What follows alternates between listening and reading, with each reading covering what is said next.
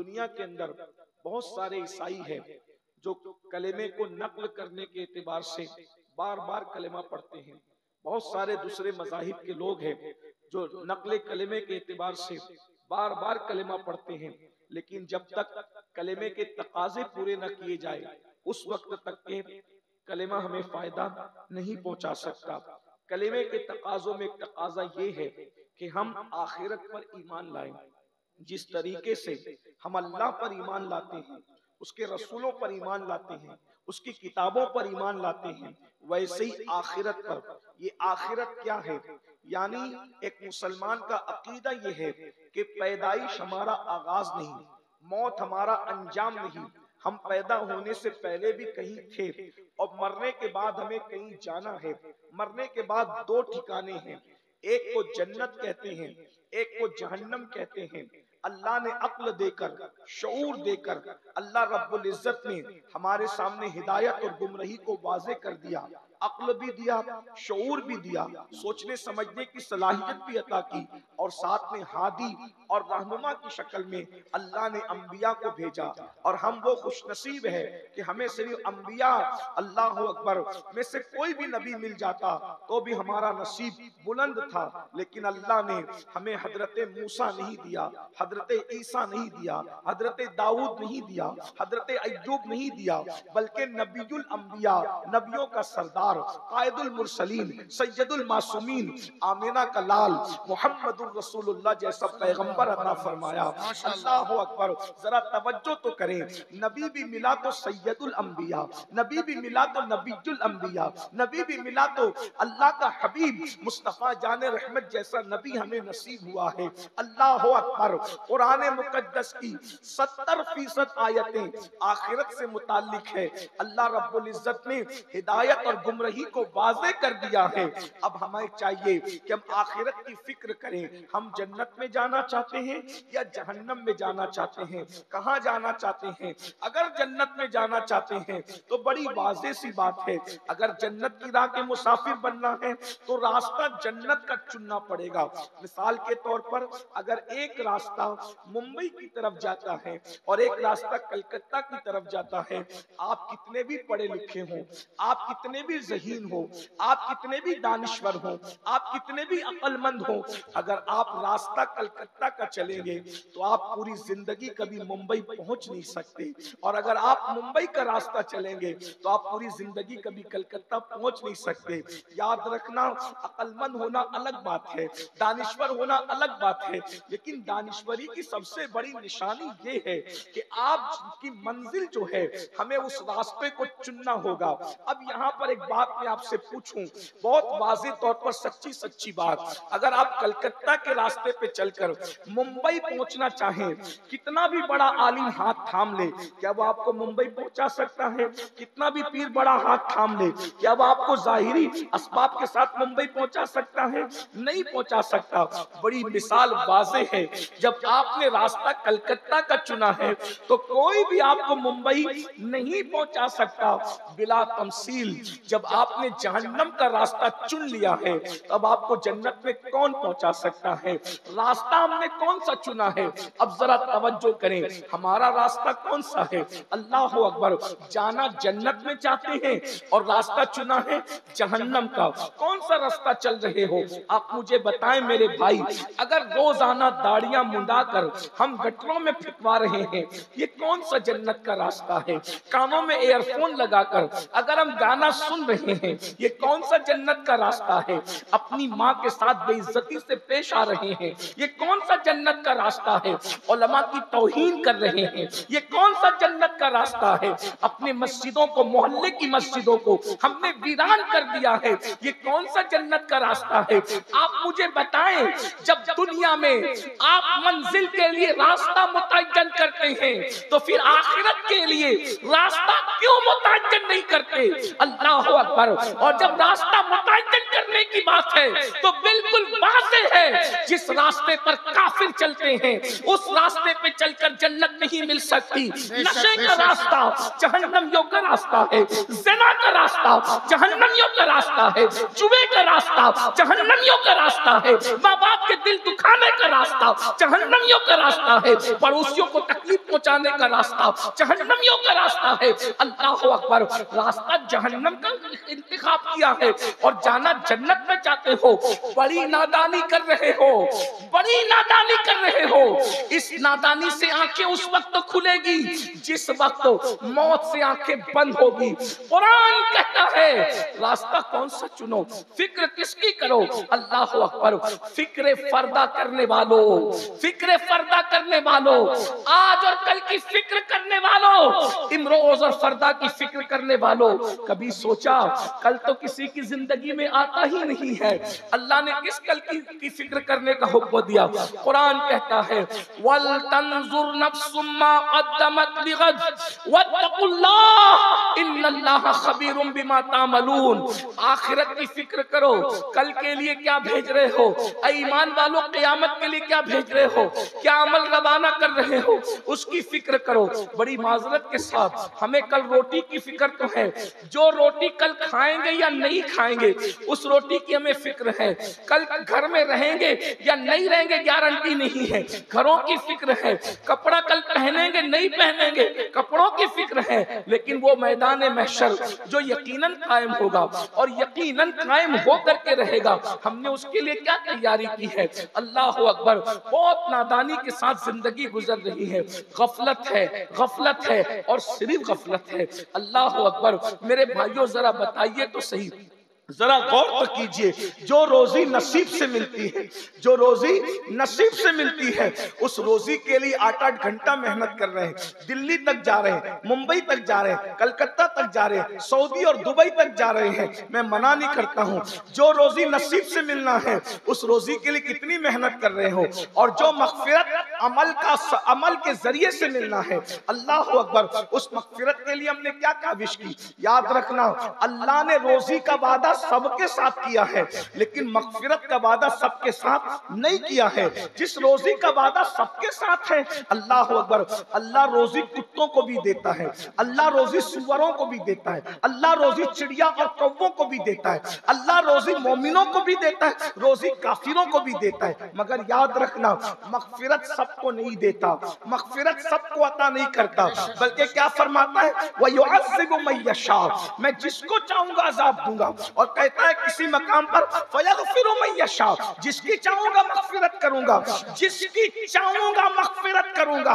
अगर चाहूं तो हबशी को जन्नती बना दूं, और अगर चाहूं तो नबी के सगे चचा को आज़र की शक्ल में जहन्नम का बिच्छू बना करके दाखिल कर दूं। अंदाजा तो फरमाए, लेकिन इस कौम को क्या हो गया। अल्लाह अकबर, नबी का सगा चचा जहन्नम का ईंधन बनेगा आज़र की शक्ल में, हमें फिक्र नहीं है और हम बड़े आराम से हैं। अल्लाह अकबर, न जिंदगी में नमाज है। जरा सोचो तो सही, इतना बड़ा मजमा है, आप बड़ी तादाद में आए, हम आपकी मोहब्बतों का शुक्रिया अदा करते हैं। हजरत कमरुल उलमा की दावत पर आए, हम आपका शुक्रिया अदा करते हैं, लेकिन हमारे कलेजे इतनी बड़ी तादाद में आपको देखकर ठंडे नहीं होते। दिल खुश तो होता है कि आप आए, ज्यादा लोग सुनेंगे, ज्यादा लोगों तक पैगाम पहुंचेगा, लेकिन कलेजा ठंडा नहीं होता। क्यों? इसलिए कि आने वाले हजारों हैं, कितने इशा पढ़कर आए और जाकर कितने फजर पढ़ेंगे। अल्लाह अकबर, जलसों में कसरत का होना आज के दौर में, जो अमल नहीं करना चाहते सिर्फ सुनना चाहते हैं, ये भी क़यामत की निशानियों में से एक निशानी है कि लोग दीन सुनने के लिए जमा होंगे, लोग दीन पर अमल करने के लिए जमा नहीं होंगे। दीन की हैसियत हमारे नजदीक क्या है? दीन पसंद बनने से मग़फ़िरत नहीं होगी, दीन पसंद बनने से मग़फ़िरत नहीं होगी, दीन पाबंद बनने से मग़फ़िरत होगी। वाह वाह वाह वाह, माशाअल्लाह, बहुत उम्दा। हम लोग दीन पसंद हैं, दीन पाबंद, दीन पाबंद बनने वालों की मग़फ़िरत है, दीन पसंद बनने वाला। वरना दीन को तो काफिर भी बहुत पसंद करते हैं। हमारे मजहब की तारीफ बड़े बड़े लोग करते हैं, अहले कुफ्र, और जो काफिरों के सरगना वो भी तारीफ करते हैं, लेकिन मजहब की तारीफ से कोई काम नहीं होगा। मजहब पाबंदी, हमारा मजहब पाबंदी चाहता है। जो मजहब पाबंद होगा वो मजहब पसंद खुद ब खुद होगा, लेकिन जो मजहब पसंद होगा मजहब पाबंद हो ये जरूरी नहीं है। और ये बात याद रखना, अल्लाह किसकी पकड़ कर ले, किसकी पकड़ कर ले, इसकी कोई गारंटी नहीं है, किसी किसको बख्श दे। इसलिए हमें अमल करते रहना चाहिए, पता नहीं उसको क्या पसंद आ जाए। हाँ, अगर उसको कुत्ते को पानी पिलाना भी पसंद आ गया तो वो उस पर भी मगफिरत कर देगा, और अगर उसको अल्लाह अकबर किसी को देख करके नाक चढ़ाने पर भी उसने पकड़ कर ली तो वो उस पर भी जहन्नम में दाखिल कर देगा। इसलिए छोटे गुनाह को छोटा समझकर मत करना, इसलिए कि किसी बहुत बड़े मुफक्किर ने कहा था, छोटे गुनाह को छोटा समझकर मत करना, क्योंकि ठोकरें छोटे पत्थरों से लगती है, पहाड़ों से ठोकरें नहीं लगा करती। इसलिए छोटे गुनाह को छोटा समझ के मत करो, पता नहीं कौन सा गुनाह हमारी पकड़ का सबब बन जाए, और किसी नेकी को छोटी समझकर मत छोड़ो, इसलिए कि कतरे कतरे से दरिया बन जाता है। कोई नेकी छोटी नहीं, कोई गुनाह छोटा नहीं। अल्लाह अकबर। आज के मैं आपको बताऊं, आखिरत की फिक्र हम नहीं करते, क्योंकि हमें आखिरत पता ही नहीं है, हमें नहीं पता आखिरत क्या है। कुछ शोरा ने, बेबाक शोरा ने हमें यह समझा दिया है कि कयामत का दिन होगा और फिर उसके बाद ऐसा जन्नत का दरवाजा खुलेगा और तुम सब नबी का नारा लगाते हुए जन्नत में चले जाओगे। अल्लाह अकबर। बड़ी माजरत के साथ एक हमारा मसलक है, जन्नत इतनी मुश्किल नहीं जितनी तबलीगी जमात वालों ने मुश्किल करके समझाई है, और जन्नत इतनी आसान नहीं जितना आपके शायरों ने आसान कर दिया है। आइए मैं आपको बताऊं, आखिरत की फिक्र में कौन कौन रोया है, जरा तवज्जो करना। वो सिद्दीक अकबर जिनके बारे में हमारा अकीदा ये है, अफजलुल बशर बादल अंबिया बित्तहकीक सैयदना सिद्दीक अकबर, रसूलुल्लाह के मुसल्ले का पहला इमाम। अल्लाह अकबर। बड़ी उम्र वालों में सबसे पहले इस्लाम लाने वाली शख्सियत वो सिद्दीक अकबर, जिसके बारे में कहा गया है कि अल्लाह अकबर, जितनों का एहसान है सबके एहसान का बदला अदा कर दिया गया है सिवाय अबू बकर के। क़यामत के दिन रसूलुल्लाह की तरफ से अल्लाह अबू बकर के एहसान का बदला अता फरमाएगा। अल्लाह अकबर। वो मुहसिन इस्लाम जिसे सिद्दीक अकबर कहा जाता है। अल्लाह अल्लाह। एक मर्तबा चिड़ियों को चहचहाते देखकर अबू बकर सिद्दीक रो रहे हैं और कहते हैं ये चिड़िया अबू बकर से बेहतर है। ऐ चिड़ियों तुम अबू बकर से बेहतर हो, ऐ चिड़ियों तुम अबू बकर से बेहतर हो। लोगों ने कहा ऐ मुसलमानों के खलीफा, ये चिड़िया जो चहचहा रही है ये अबू बकर से बेहतर कब से होने लगी है? तो कहते हैं अफसोस, क़यामत के दिन चिड़ियों का तो हिसाब नहीं होगा, लेकिन अल्लाह की बारगाह में अबू बकर का हिसाब होगा। क़यामत के दिन अबू बकर अल्लाह को जवाब क्या देगा? तवज्जो करें। अल्लाह अकबर। जिसकी इबादत ये है कि आंख खुलती है तो चेहरे मुस्तफा को देखते हैं। बताओ इस इबादत के बराबर कोई इबादत है दुनिया में? इस इबादत के बराबर वल्लाह काबे को देखना, कुरान को देखना, नमाज पढ़ना, रोजे रखना, कोई इबादत चेहरे मुस्तफा को देखने के बराबर नहीं हो सकती।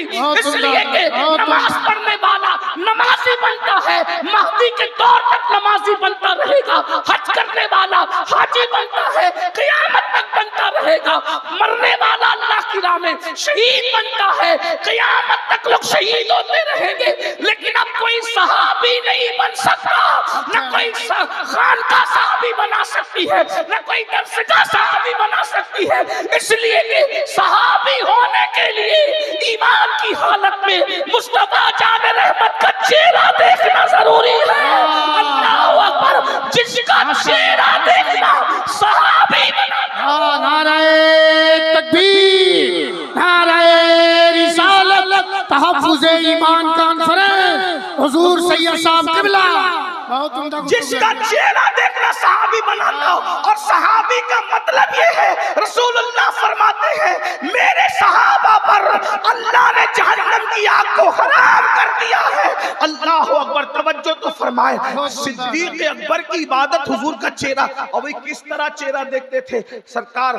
निजाम मिल्लत वद्दीन ख्वाजा निजामुद्दीन महबूब इलाही कहते हैं, जब अबू बकर सिद्दीक रसूलुल्लाह को घर पहुंचाकर अपने घर आते, महबूब इलाही बयान कर रहे हैं, तवज्जो करें, सिद्दीक अकबर की इबादत क्या थी, क्या हुजूर के साथ आखिरी वक्त तक लगे रहते। हुजूर अलैहिस्सलाम को उनके घर पहुंचा के अपने घर आते, लेकिन अपने घर में दिल नहीं लगता, अपने घर में दिल नहीं लगता। इश्क इसका नाम है, बीवी के साथ दिल नहीं लगता, इश्क रसूल है ये। बच्चों के साथ दिल नहीं लगता, इश्क रसूल है ये। और हम भी आशिक है, और हमारा दिल हीरों के साथ लग जाता है, हमारा दिल गानों के साथ लग जाता है। वहां हलाल रिश्तों में दिल नहीं लगता, यहाँ हराम रिश्तों में दिल लग जाता है। मैं आपको ये तो नहीं कह सकता, उलमा की मौजूदगी में मेरी औकात भी नहीं कि कहूँ कि आप आशिक नहीं है। इतना जरूर कहूंगा, आप मुझसे बड़े और मुझसे बेहतर आशिक रसूल है। लेकिन इतनी बात अर्ज करूंगा, कहीं ऐसा तो नहीं कि इश्क के नाम पे हम मुनाफिकत कर रहे हैं, इसलिए कि वो आशिक सादिक तो बीवी के साथ करार नहीं पाता।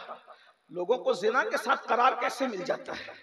उस आशिक को बेटों को देख के करार नहीं मिलता, हमें गानों में करार कैसे मिलता है? गंदी गंदी फिल्में देख के करार कैसे मिलता है? याद रखना, आशिक कहलाना और है, आशिक बन जाना और है। सिद्दीक अकबर को बीवी बच्चों के साथ करार नहीं आता तो बेकरार होकर घर से निकल जाते। हालांकि ये मकाम पर हम कभी पहुंच भी नहीं सकते, इसलिए कि वो मकाम सिद्दीक का मकाम है। घर से निकल जाते, और घर से निकलकर जब वापस आते तो क्या देखते? रसूलुल्लाह के दरवाजे पे पर्दा पड़ा हुआ है, हुजूर के दरवाजे पे पर्दा पड़ा है, हुजूर नजर नहीं आते। तो सिद्दीक अकबर अपना ये रुखसार कभी नबी की चौखट पे रखते, ये रुखसार कभी नबी की चौखट पे रखते। इसी को जबी साई करना कहते हैं। एक है सजदा करना जो हमारे यहाँ हराम है, नबी की चौखट को भी सजदा हराम है, नहीं कर सकते। सजदा हराम है, लेकिन जबी साई करना ये हमारे मसलक का तुर्रा इम्तियाज है। क्या बात है, इसलिए लोग हम पे फतवा लगाने से पहले ये देख लिया करें कि सजदा हो रहा है या जबी साई हो रही है। इसीलिए तो मेरे दादा मुर्शिद ने कहा था, संगे दरे जाना पर करता हूँ जबी साई, सजदा न समझ नजदी सर देता हूँ नजराना। नारे तकबीर, नारे रिसालत, तहफ्फुज़े ईमान का अंदाजा करें, ये जबी साई दरे यार पे करना ये किसी मुल्ला की बिदअत नहीं है। मस्जिद नबवी के रसूलुल्लाह के मुकर्रर करदा बाज़ाब्ता पहले इमाम इश्क़ मोहब्बत, इमाम इश्क़ मोहब्बत सैयदना अबू बकर सिद्दीक की सुन्नत है, और इसको बयान करने वाली जात सैयदना महबूब इलाही की जात। ये रुखसार कभी हुजूर की चौखट पे रखते हैं, ये रुखसार कभी हुजूर की चौखट पे रखते हैं। और इसी तरह जबी साई करते करते किसी की रात मुसल्ले पर गुजरती है, किसी की रात नबी की चौखट पे गुजरती है। मुसल्ले पर तो कयामत तक रातें गुजरती रहेगी, लेकिन अबू बकर सिद्दीक वाला मुकद्दर कहां से लाओगे कि अल्लाह अकबर, सिद्दीक अकबर की चौखट रसूलुल्लाह के कदम रखने की जगह पर गुजर रही है। और उसी तरह जबी साई करते करते आंख लग जाती है। जब सुबह को हुजूर दरवाजा खोलते हैं तो अबू बकर को अपने दरवाजे पे पड़ा हुआ पाते हैं। तवज्जो करें, तसव्वुर में लाएं, सिद्दीक अकबर को अपने दरवाजे में पड़ा हुआ पाते हैं तो सरकार मुस्कुराकर सिद्दीक को जगाकर कहते हैं, अबू बकर कौन सी जरूरत तुझे यहाँ लाई है और तू क्यों आया है? सिद्दीक आंखों में आंसू लेकर कहते हैं, आपके बगैर घर में दिल नहीं लग रहा था, तो मैंने सोचा आप ना सही आपकी चौखट से दिल बहला लेंगे। और जब सुबह होगी अबू बकर सुबह को सबसे पहले जिसको देखेगा आमिना के लाल को देखेगा, और अबू बकर को सबसे पहले आमिना के लाल अपने नबी को देखेगा। और सुबह सबसे पहले नबी की नजर जिस गुलाम पर पड़ेगी वो कोई और नहीं होगा, वो भी अबू बकर। माशाअल्लाह माशाअल्लाह। जिसकी इबादत ये है, जिसकी इबादत ये है, वो कह रहा है कि ये चिड़िया कयामत के दिन इनसे हिसाब नहीं, अबू बकर से हिसाब। सोचो, जिसकी इबादत को एक पल्ले में रख दिया जाए तो उसकी यानी हुजूर को देखना, उस इबादत के सदके पूरी उम्मत जन्नत में चली जाए। है? ये इबादत सिद्दीक की हुजूर को देखा ना, और कितना देखा। जहां कोई देखने वाला नहीं था रसूलुल्लाह को, वहां भी अबू बकर ने देखा, वहां भी देखा। कहां?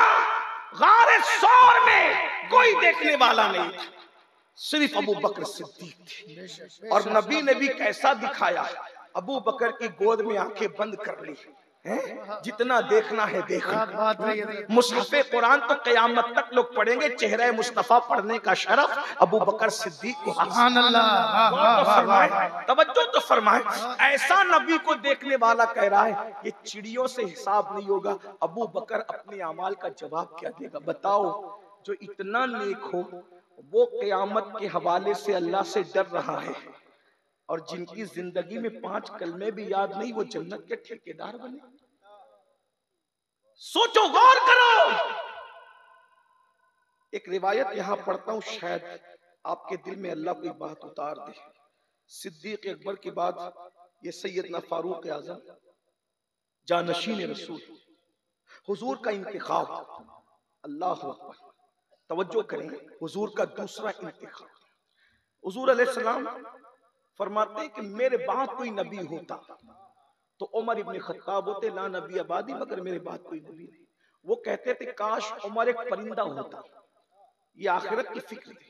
उमर एक परिंदा होता, लोग उसको काट देते, खा जाते और हजम कर जाते, ताकि उमर कयामत के दिन अल्लाह को जवाब देने से बच जाते। ये फारूक, जिनको रसूलुल्लाह ने जन्नत की बशारत दी, उनका ये हाल है।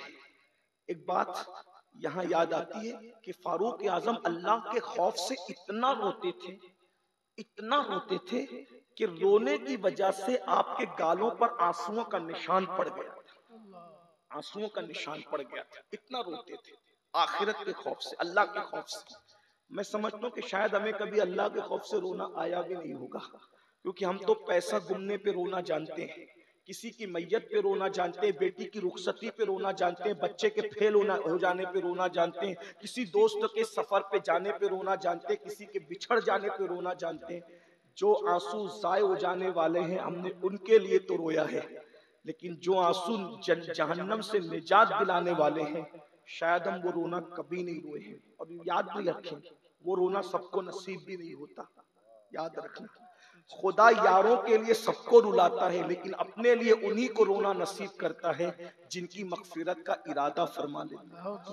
माशाअल्लाह, हम कभी नहीं रोए, क्योंकि हमें पता ही नहीं कि अल्लाह के लिए रोना किसे कहते हैं। सारे बेवफाओं के लिए आंसू बहाया, जो जनाजे को कांधा देने भी नहीं आएंगे उनके लिए भी रो चुके हैं, और जो जाने वफा को पैदा करने वाला खालिके वफा है, उसके लिए हम कभी नहीं रोए। आओ थोड़ी देर हम जहन्नम और मैदान महशर को तसव्वुर में लाते हैं और सोचते हैं कि वो क्या मंजर होगा जो हुजूर ने वक्त से पहले बयान किया।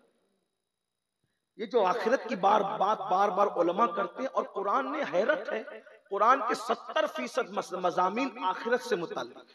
आखिर आखिरत कितनी अहम है कि कुरान का 70% हिस्सा आखिरत बयान करता है, और हमारा हाल यह है कि हम आखिरत के सिवा सब कर रहे हैं।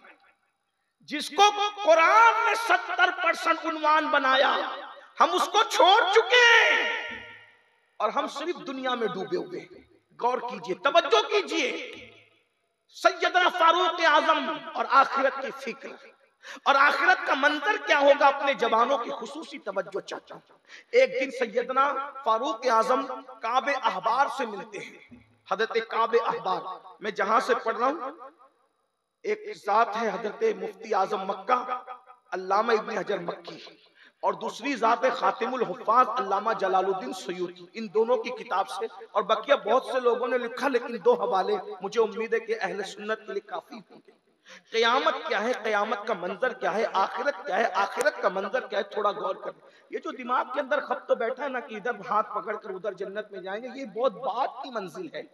जो अखीर है हमने उसको जो वो शुरू कर दी, यानी एंड को हमने आगाज कर दिया है। आसान नहीं है मेरे भाई। क़यामत को क़यामत इसीलिए कहते हैं कि क़यामत बना है क़याम से, और उस दिन किसी को बैठना नसीब नहीं होगा। उस दिन अक्सर लोग खड़े रहेंगे, सबको खड़े रहना है। कितना खड़े रहना है? अल्लाह के रसूल अलैहिस्सलाम से सहाबा ने पूछा हुजूर क़यामत में कितना खड़े रहना है? आका फरमाते कम से कम 1000 साल, कम से कम 1000 साल। और जमीन कैसी होगी?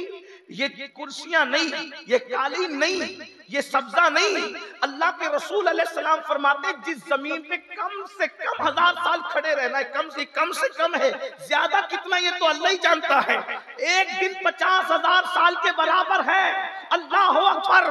और खड़े रहना है, आका फरमाते जमीन आग की बनी हुई होगी, आग की। कभी तसव्वुर किया, असल में इल्म ही नहीं सीखा ना, कभी इल्म वालों की सोहबत ही में नहीं बैठे।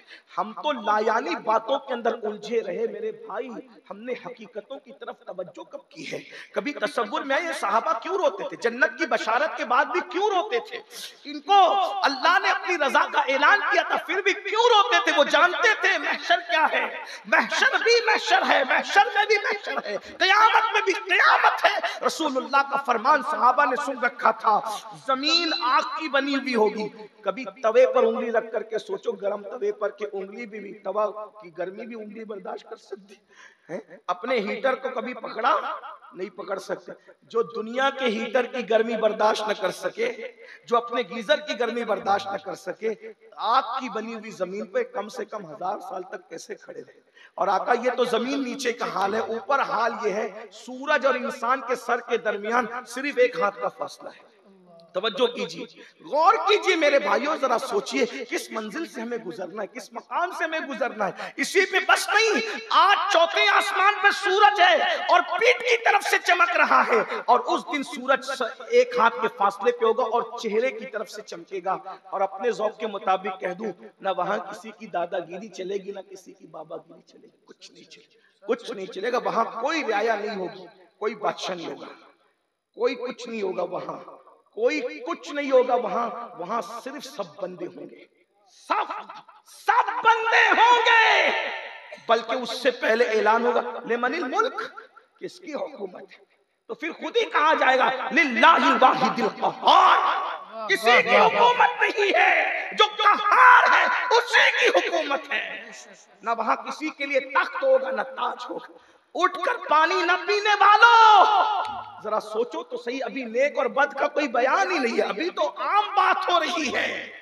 अल्लाह अकबर। आका फरमाते कोई घुटनों तक पसीने में, कोई कमर तक पसीने में, कोई हलक तक पसीने में, किसी के मुंह में पसीने की लगाम नहीं दी जाएगी।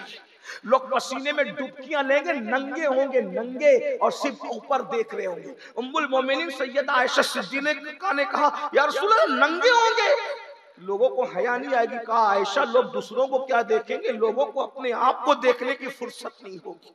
इसे क़यामत कहते हैं, उसकी तैयारी का हुक्म है। वल तंजुर नफ्सुम मा क़द्दमत लिग़द, उस दिन के लिए क्या भेजा हमने, क्या भेजा? झूठ बोल के भेजा, पाप करके भेजा, जराइम करके भेजा। जो बात कहने चला था उसको दिल के कानों से सुन। काबे अहबार से मुलाकात हुई सैयदना फारूक आज़म की, तो कहते ए काब, जरा ऐसी बात मुझे सुना दो कि मेरे दिल में जो अल्लाह का खौफ है वो मजीद और बढ़ जाए, अल्लाह का डर और बढ़ जाए। अब काब वो सुना रहे हैं जिससे अल्लाह का खौफ दिल में बढ़ने वाला है। अल्लाह करे आपके दिल में भी बढ़े, मेरे दिल में भी बढ़े। काबे अहबार कहते हैं अमीरुल मोमिनीन, जब क़यामत का दिन होगा तो क़यामत के दिन अल्लाह फरिश्तों को हुक्म देगा कि जहन्नम को लाओ। तो फरिश्ते 70,000 लगामें डालकर जहन्नम के मुंह में जहन्नम को खींचते हुए लाएंगे। 70,000 लगामें। ये कोई कहानी किस्सा नहीं बल्कि ये हदीस है। काबे अहबार चूंकि ताबई हैं और वो बयान कर रहे हैं सहाबी के सामने। तवज्जो करें आप, अल्लाह अकबर। 70,000 आग की लगामें जहन्नम के मुंह में दे करके जहन्नम को खींचा जा रहा है और कहते हैं काब अमीरुल मोमिनीन, अभी जहन्नम और लोगों के दरमियान 100 साल का फासला होगा। अभी जहन्नम इतनी दूर होगी कि जहन्नम और लोगों के दरमियान 100 साल का फासला होगा। तो जहन्नम सांस लेकर के चिंगाड़ेगी। तो जैसे ही जहन्नम सांस लेकर चिंगाड़ेगी तो सारे अंबिया, सारे औलिया, सारे मोमिनीन, सारे इंसान उस जहन्नम की सांस के शरारे उठते हुए देखकर अपने घुटनों को जमीन पे रख देंगे अल्लाह के खौफ से। एक ही जात है सैयदुल अंबिया की, उनके अलावा सब ने घुटने जमीन पे रख दी। ये अंबिया की शान, औलिया की शान, अल्लाह वालों की शान। भाई जहां मासूम लोग, महफूज लोग घुटने जमीन पे रखकर खुदा के खौफ से रो पड़ेंगे, मेरा आपका अंजाम क्या होगा? हम उसको भूल गए, उसको यहाँ सब छोड़ के जाना। माल कमाओ, माल जमाओ, ऐश करो, सब करो, आखिरत मत भूलो। कमाओ भी, जमाओ भी, इंजॉय भी करो, आखिरत मत भूलो। आखिरत की तैयारी करो, क्योंकि इस मंजिल से गुजरना है हमें। काबे अबार कहते हैं अमीरुल मोमिनीन, जब जहन्नम दूसरी मर्तबा सांस लेगी और उसके शरारे उठेंगे तो लोगों के दिल सीने से निकलकर लोगों के हलक में अटक जाएंगे। ये काबे आबार फारूक आजम के सामने थोड़ी तसव्वुर में लाइए मेरे भाई, अगर वाकई अपने आप से प्यार। लोग कहते हैं मुसलमान खुद गर्ज हो गया, मैंने कहा अल्लाह करे ये खुद गर्ज हो जाए। अगर ये खुद गर्ज होता तो जहन्नम के रास्ते पे अपने आप को डालकर इतना बेफिक्र न होता। अगर मुसलमान वाकई खुद गर्ज उसको कहते हैं जो अपनी फिक्र करे। मैं कहता हूं हमने अपनी फिक्र कब की? हमने तो दूसरों की फिक्र की। माल क्यों कमा रहे? नादानी है। कितना जमा रहे झूठ बोल के, हराम कमा के, चाहे वो हराम कारोबार करके, कोई शराब बेच रहा है, कोई जुआ बेच रहा है, कोई नशा बेच रहा है, खूब कमा रहे, झूठ बोल बोल के कमा रहे, धोखा दे के कमा रहे, भाई का हिस्सा हड़प कर रहे हैं, बहन का हिस्सा हड़प कर रहे हैं। और क्या मरेंगे तो सब बच्चों के हवाले हो जाए। सारा बैंक बैलेंस किसके हवाले? बच्चों के हवाले। अब बच्चों का हाल क्या है देख रहे हैं। सबके बच्चे ऐसे नहीं है, लेकिन 99% लोगों के बच्चे ऐसे 24 घंटे में एक बार भी बाप को फोन करके नहीं पूछते अब्बा कैसे, ये हाल है। और जो घर पे रहते हैं 24 घंटे मोबाइल में लगे रहेंगे, लेकिन माँ बाप के पास 1 मिनट बैठ कर नहीं पूछेंगे कि कैसे। कभी सोचा जो बच्चे जीते जी तुम्हारी खैरियत नहीं पूछ रहे, वो मरने के बाद तुम्हारी मगफिरत की दुआएं करेंगे और तुम उनके लिए अल्लाह को नाराज कर रहे हो? अगर हलाल जरिए से भी जमाओ तो भी मेरे भाई मैं उसको मना नहीं करता, लेकिन हराम हराम हराम में हम डूब गए। हलाल और हराम का कोई मिजाज ही हमारे पास नहीं। बहनें तड़प रही है, हिस्सा नहीं दे रहे, भाई तड़प रहे हैं, कब्जा करके रखा है। हर साल हज उम्रा को जाते हैं, लेकिन हकदारों का हक नहीं देते। जरा गौर कीजिए हम किस रास्ते पे, जहन्नम का रास्ता चुना है, जन्नत कभी नहीं जा सकते। काबे हबार कहते हैं अमीरुल मोमिनीन, जब दूसरी मर्तबा जहन्नम सांस लेगा तो दिल सीने से निकलकर हलक में अटकेंगे। हलक में रोटी का टुकड़ा हलक में अटक जाए तो कैफियत क्या होती है? जब दिल हलक में अटकेंगे क्या होगी कैफियत? अब सुनिए क़यामत किसे कहते हैं।